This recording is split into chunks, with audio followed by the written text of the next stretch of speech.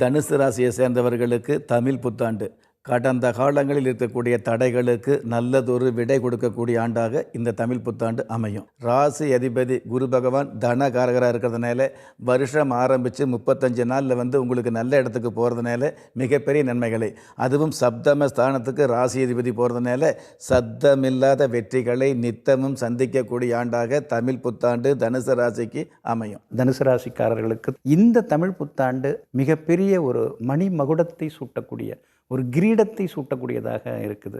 காரணம் லாபஸ்தானத்தில் சந்திரன் இருக்கும் பொழுது அவங்களுக்கு இந்த வருஷம் பிறந்திருக்குது. இந்த தொட்டதெல்லாம் பொண்ணாகும் அப்படின்னு சொல்லுவாங்க இல்லைங்களா, மண்ணை தொட்டாலும் பொண்ணாகும் அப்படிங்கிற யோகத்தை தரப்போகுது. குறிப்பாக பார்த்திங்கன்னா ஜூன் மாதம் 6ஆம் தேதியிலிருந்து அருமையான காலகட்டம் தனுசு ராசிக்காரர்களுக்கு தொடங்குது. இடம் மாறுறதுக்கு வாய்ப்பு இருக்குது, புது வேலை கிடைக்கிறதுக்கு வாய்ப்பு இருக்குது.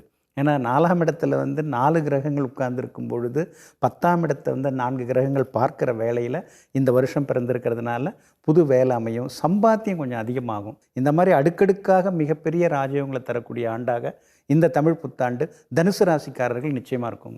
மிகச்சிறந்த அறிவாளி யாருன்னா தனுசு ராசிக்காரங்க தான். எக்ஸ்ட்ரா ஒரு எனர்ஜி அவங்களுக்கு இந்த புத்தாண்டில் உங்களுக்கு கிடைக்கும்.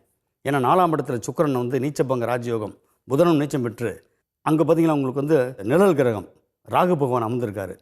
கலைத்துறையில் உள்ளவங்களுக்கு இந்த ஆண்டு மிகப்பெரிய ஒரு மாற்றத்தையும் ஏற்றத்தையும் புகழையும் செல்வத்தையும் செல்வாக்கையும் ஏற்படுத்தக்கூடிய ஒரு ஆண்டாக நிச்சயமாக இது அமையும்.